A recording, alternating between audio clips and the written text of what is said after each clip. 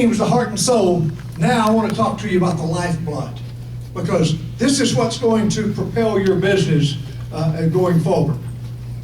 There's a couple of things I want to chat with you about. I want to talk to you about your why. I want to talk to you about making your list, your contact list, your assets. As a former business owner myself, your only assets that you have in this business are the people you know. Chat with you about that. I want to talk to you about gathering customers. Customers is the lifeblood of our business. You can do nothing without customers, okay?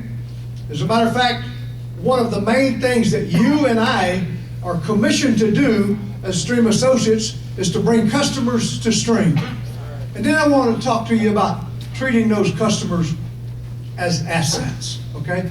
I'm not gonna take a lot of time on this because I understand how long you've been sitting down, okay? So here we go. Let's talk a little bit about knowing your why. What is your why? I mean, we got some new associates in here this morning that come on board within the last few weeks, couple of months and so forth. And I want you to understand something.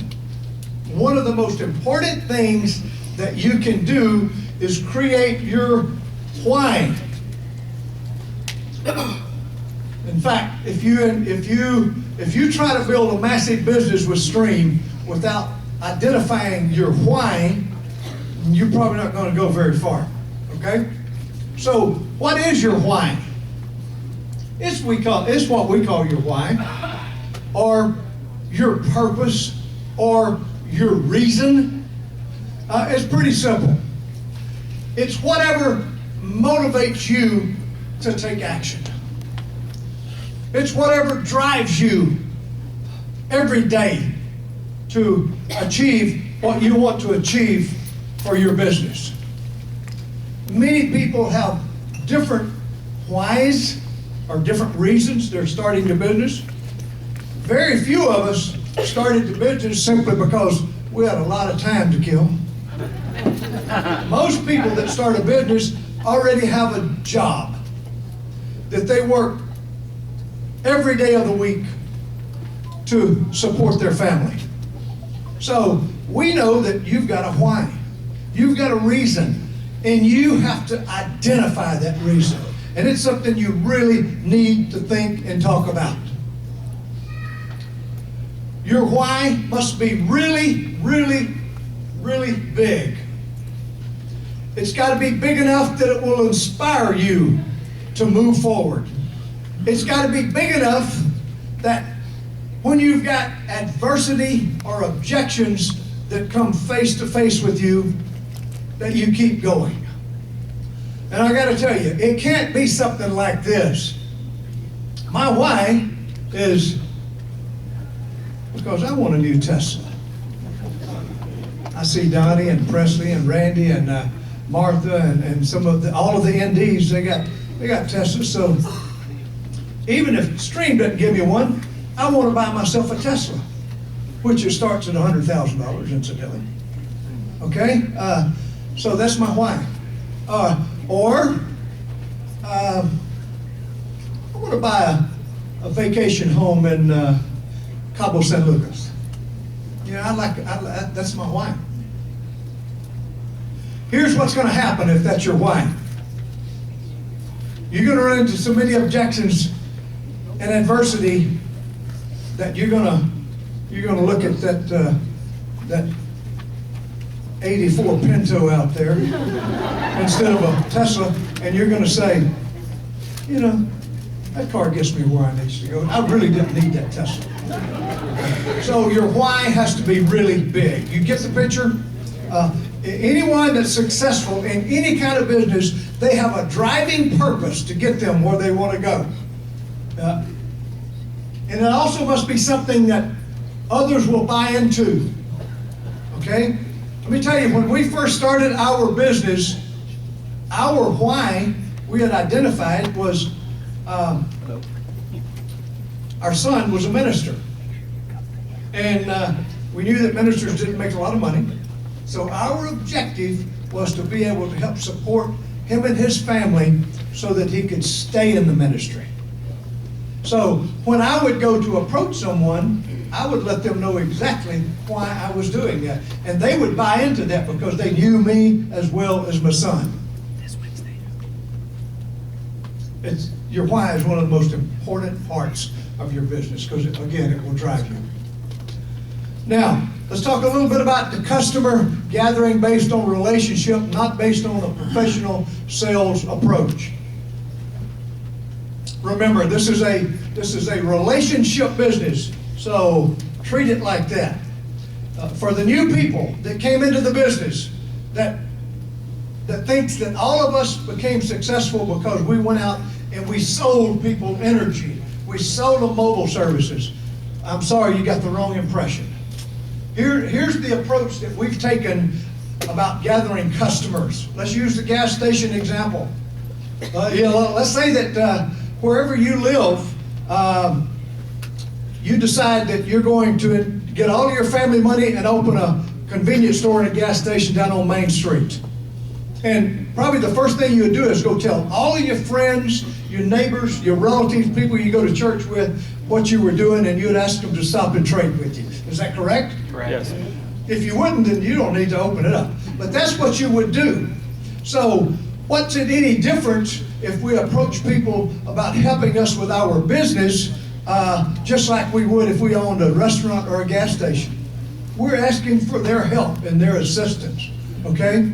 The insurance agents, I mean, my 25 customers that I've had for, most of them for 11 years, and I got thinking, man, that's over 120 months I've been paid on most of my customers. That's true residual, and that is sweet, sweet, sweet, okay? So think of everybody that you know. Now, let's talk about making your contact list. You want to build your contact list to at least 100 people. Okay, these are people you know, and you know more than that, okay? But here's something that I want to teach you to do. Use the acronym FORM. If you have trouble coming up with all the names, this will jog your memory. FORM, F for family, O for occupation, R for recreation, M for money. Put your family on there. Put people you work with on there. Because chances are, if you're sick and tired of working for the man, there's some other people there that are sick and tired of it also, okay? Occupation, recreation, who do you play golf with? Who do you go bowling with? Who do you hang out with? And then money, who do you spend money with? Hey, listen, here's some of my customers right here. The kiln line guy that services my grass every year, all the time of the year, he's my customer. He had absolutely no choice. My insurance agent, he's my customer. He had no choice. My financial guy, he's my customer. Again, he had no choice.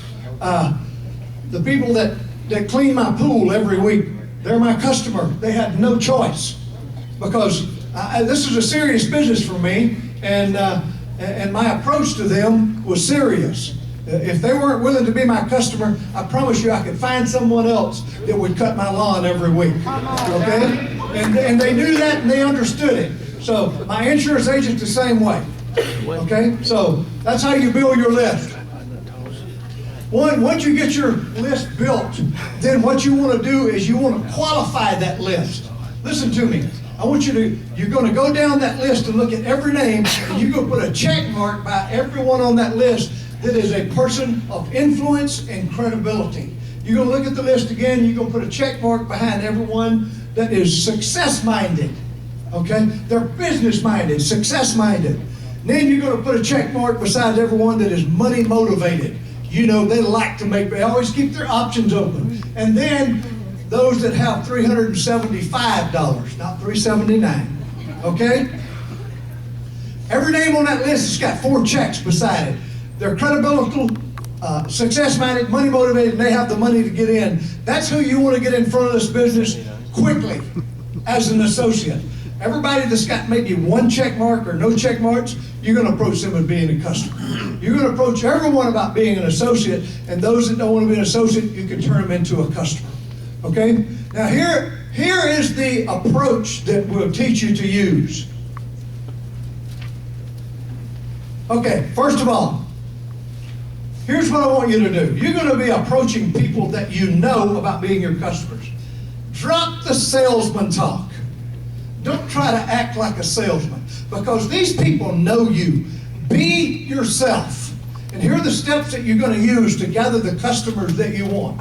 Number one, you're going to ask them for a small favor. Number two, you're going to explain your why you're building them, why you're asking them. Number three, you're going to tell them that it involves them. And number four, you'll ask them to be your energy or mobile customer. So here's the way the approach would work.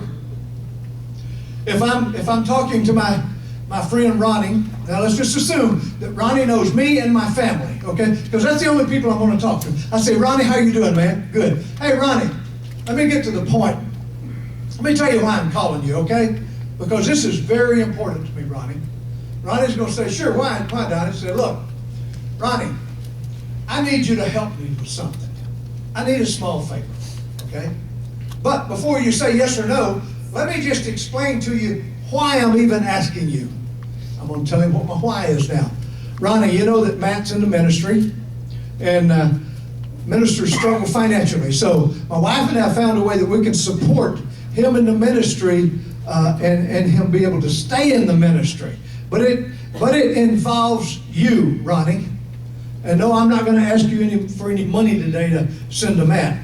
Here's what I'm going to ask you to do. Ronnie, I want you to agree to be our energy customer, and that will help us support Matt. Now, before you say yes or no, I want you to understand something. There's no cost to you. There's no inconvenience to you, and you might even save some money. But Ronnie, I'd be asking you to help me if you didn't save a penny, as long as it didn't cost you anything. You with me, Ronnie? Can I count on you?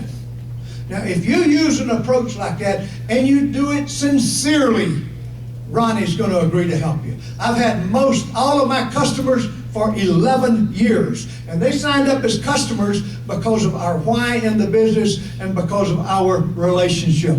And last, I want you to understand something. You need to treat your customers like gold.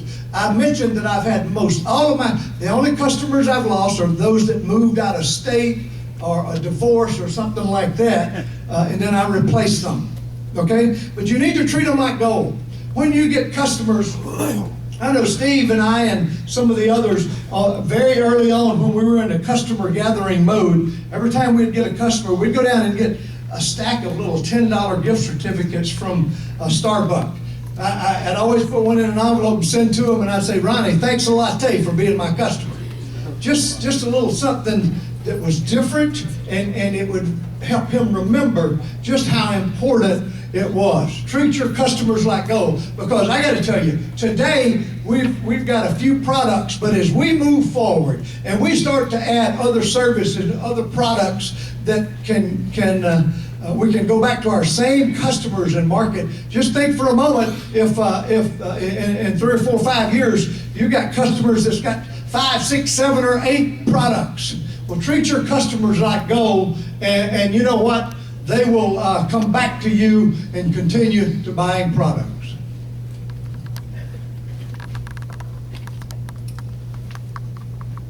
Okay, I know we've got other things to talk about, and I'm going to give you a break and step down. I want to bring up someone that is just absolutely an incredible person.